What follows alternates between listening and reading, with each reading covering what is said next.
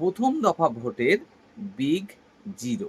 হ্যাঁ, আমাদের আজকের যে টপিক সেটা হলো পশ্চিমবঙ্গের ২০২৬ বিধানসভা নির্বাচনের প্রথম দফা ভোটের বিগ জিরো সম্পর্কে। কে এই বিগ জিরো ২০২৬ বিধানসভা কেন্দ্রের প্রথম দফা ভোটে? শুভেন্দু অধিকারী, নাকি মমতা ব্যানার্জি, নাকি অন্য কেউ? চলুন আমরা ছোট্ট এই ভিডিওটির মাধ্যমে সেই প্রসঙ্গেই একটু জেনে নেওয়ার চেষ্টা করি।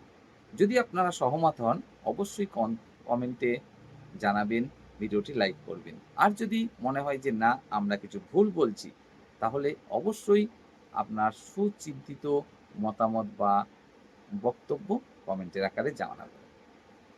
দেখুন, ২০২৬ বিধানসভা নির্বাচনের ঠিক আগের মুহূর্তে আমরা প্রত্যেকটি রাজনৈতিক দল তাদেরকে কিন্তু এটাই বলতে শুনেছি যে এবারের নির্বাচনে আমরাই বাজিমাত করতে চলেছি, আমরাই জয়লাভ করতে চলেছি। হ্যাঁ, টিএমসি গত ১৫ বছর ধরে ক্ষমতায় ছিল, তারা তো এই দাবিটা করবেই, স্বাভাবিক। কিন্তু বিজেপি না, তারাও পিছিয়ে থাকেনি। তারাও কিন্তু এই দাবি করেছে এবার পরিবর্তন নিশ্চিত, পরিবর্তন আসবেই। হুমায়ুন কবির নতুন রাজনৈতিক দল তৈরি করেছেন টিএমসি থেকে বরখাস্ত করে দেওয়ার পরে। তিনি আবার দাবি করে বসলেন, আমি হব এবারের উপমুখ্যমন্ত্রী, কারণ আমাকে ছাড়া কেউ সরকার গঠন করতেই পারবে না। এটা সম্ভবই না, কোনো মতে সম্ভব না, কারণ আমরা ৭০-৮০টা আসন ন্যূনতম দখল করে নেব। আর ৭০-৮০ খানা যদি আসন দখল করা যায় ২৯৪ এর মধ্যে, স্বাভাবিকভাবে এটা তো পরিষ্কার যে তার সমর্থন অবশ্যই প্রয়োজন হবে যদি কেউ সংখ্যাগরিষ্ঠ হতে চায়, অর্থাৎ সরকার গঠন করতে চায়। অবশেষে আমরা কি দেখলাম? দেখলাম যখন ভোট ডিক্লেয়ার হলো, বিভিন্ন রাজনৈতিক দল, টিএমসি তারা কি করলো, ভোটের আগের মুহূর্তে নতুন প্রকল্প চালু করলো, যুব সাথী। মাসে ১,৫০০ টাকা করে বেকার যুবক যুবতীদেরকে ইতিমধ্যে দেওয়ার কাজ শুরু হয়ে গেছে। তারা লক্ষ্মীর ভাণ্ডার, সেটাকেও ৫০০ টাকা বাড়িয়ে দিল। শুধু তাই না, যারা চাকরিজীবী তাদের জন্য বলল, আমরা আরো ৪% ডিএ বাড়িয়ে দিলাম। হ্যাঁ, ডিএর ফারাক কেন্দ্রের সাথে প্রচুর। কেন্দ্রে দেয়া হয় ৫৮%, সেটা রাজ্যে দেয়া হয় মাত্র ১৮%। আরো ৪% বাড়ানোর কথা বললেও, যদিও বা বিভিন্ন কারণে সেটা হয়তোবা বাস্তবায়িত হতে পারছে না এই এপ্রিল মাস থেকে। যেখানে বলা হয়েছিল এপ্রিল মাস থেকে পাবেন। কিন্তু এই চাকরিজীবীদের খুশি করার জন্য টিএমসি আরো একটা কাজ করেছে, সেটা পে কমিশন গঠন করা হবে, এটাও কিন্তু বলেছিল। তো যাই হোক, টিএমসির পক্ষ থেকে কিন্তু কোনো দিকে খামতি রাখা হয়নি ভোটারদের খুশি করার জন্য। বিজেপি না, তারাও তো পিছিয়ে থাকার পাত্র নয়। তারা আবার কি করলো, প্রচার শুরু করলো, আমরা ক্ষমতায় এলে বেকার যুবক যুবতীদেরকে ১,৫০০ নয়, আমরা ডবল দেব, অর্থাৎ ৩,০০০ টাকা করে দেব। রাজ্যের মহিলাদের, তাদেরকেও দেয়া হবে মাসে ৩,০০০ টাকা করে। শুধু তাই নয়, আমরা প্রতি বছরে ১,০০,০০০ করে চাকরি দেব। তাছাড়া সরকারি যে হাসপাতালগুলো রয়েছে বা শিক্ষা ব্যবস্থা, সমস্ত কিছুতে তারা কিন্তু বেশ বড় রকমেরই প্রচার চালিয়ে চলেছেন এখনো পর্যন্ত। অপরদিকে হুমায়ুন কবির, তিনি তো উপমুখ্যমন্ত্রী হবেন, তাকেও তো অনেক প্রচার করতে হবে। তিনিও নিজের মতো করে অনেক প্রচার শুরু করলেন। এমনকি সবথেকে বড় দাবি করে বসলেন, তাকে ছাড়া কোনো দল সরকার গঠন করতেই পারবে না, সম্ভবই নয়। কারণ তিনি ন্যূনতম ৭০ থেকে আসনটি দখল করবেন নিশ্চিতভাবে।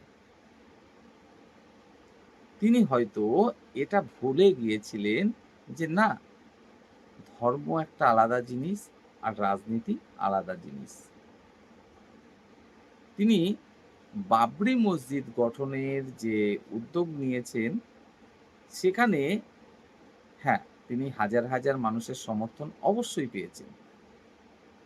সেই সমর্থনকে হাতিয়ার করেই তিনি ভেবে নিয়েছিলেন যে, না, পুরো মুসলিম সমাজ তারা আমার পক্ষেই রয়েছে। আমি যেদিকে আঙুল দেখাবো, সেদিকেই তারা ভোটটা দেবে। তিনি এটা ভেবে নিয়েছিলেন যে, আমি নতুন রাজনৈতিক দল তৈরি করব, পুরো মুসলিম সমাজ আমাকেই ভোট দেবে। অর্থাৎ মুর্শিদাবাদের যে ২২ খানা সিট, সেটা পুরোটাই আমার হাতের মুঠোয়।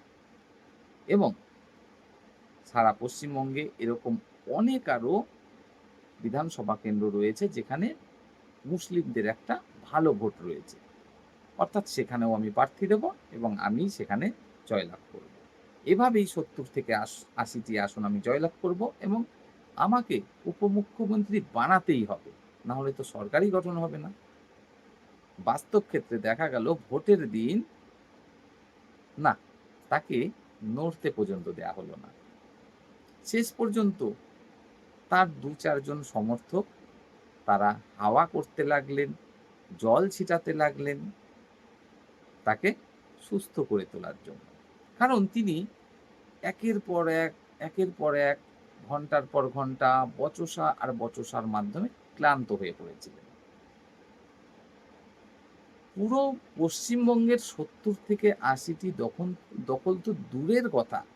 মুর্শিদাবাদের যে ২২ টা আসন, না, সরি, পুরো মুর্শিদাবাদের ২২ টা আসনও নয়।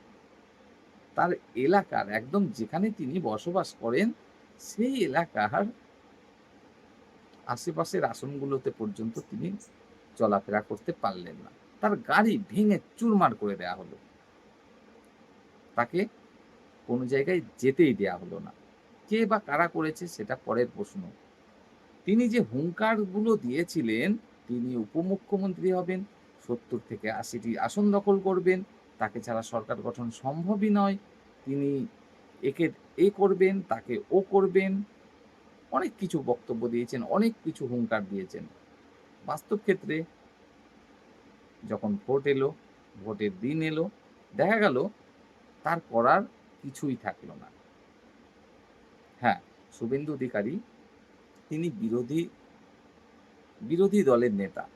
তিনি প্রচুর জায়গায় ছুটেছেন, প্রচুর কাজ করেছেন এবং ১ম দফা ভোটের যা ইঙ্গিত পাওয়া যাচ্ছে তাতে টিএমসি এবং বিজেপি, না, কেউই যে পিছিয়ে রয়েছে তাই নয়। দুজনাই দুজনাকে কিন্তু বরাবর টক্কর দিয়েছে, যতদূর জানা যাচ্ছে বা বোঝা যাচ্ছে। হ্যাঁ, সেখানে হয়তো এরকমটা হতে পারে যে বিজেপি ১০টা ২০টা আসনে এগিয়ে গেল বা টিএমসি ১০টা ২০টা আসনে এগিয়ে গেল।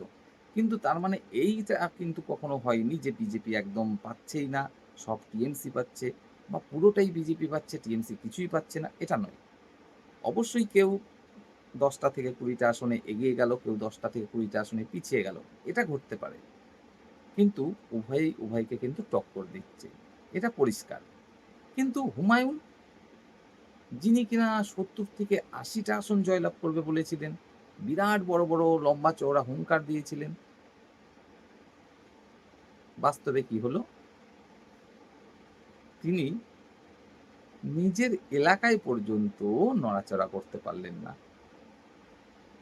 এর থেকে আর কি বা বলার আছে যে বড় বা বিগ জিরোটা কে?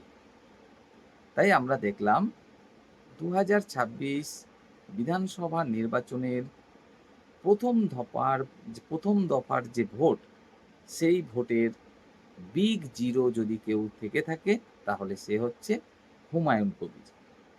তিনি হয়তো এই মুহূর্তে পস্তাচ্ছেন যে কেন তিনি টিএমসি ছেড়ে নতুন রাজনৈতিক দল করতে গেলেন। তিনি হয়তো ভাবছেন, যদি আমি টিএমসিতে থেকে যেতাম, তাহলে টিএমসি ক্ষমতায় আসলে তো নিশ্চিতভাবে একটা ভালো পথ পেতাম। আর যদি টিএমসি কোনো কারণবশত ক্ষমতায় নাও আসতো, তার মানে তো এটা নয় যে টিএমসি ফাঁকা হয়ে যাচ্ছে পুরো রাজ্যে। টিএমসিও মোটামুটি ভালো লড়াইটা দিচ্ছে এবং দেবে। যদি কোনো কারণবশত নাও আসতো, সেক্ষেত্রেও মোটামুটি আমাদের একটা ভালো আম পার্সেন্টেজের মোটামুটি বিধানসভা দখলে থাকতো। আমি অন্তত একটা বিধায়ক থাকতাম। পার্টির একজন বড় নেতা হয়ে থাকতাম। তো এই তো হচ্ছে বিষয়। ২০২৬ বিধানসভা নির্বাচনের ১ম দফার ভোটের বিগ জিরো যদি কেউ থেকে থাকে তাহলে সে হুমায়ুন কবির। আপনারা আপনাদের সুচিন্তিত মতামত অবশ্যই কমেন্টের আকারে জানাবেন। যদি ভিডিওটি ভালো লাগে অবশ্যই বন্ধুদের জন্য শেয়ার করবেন, লাইক করবেন, কমেন্ট করবেন।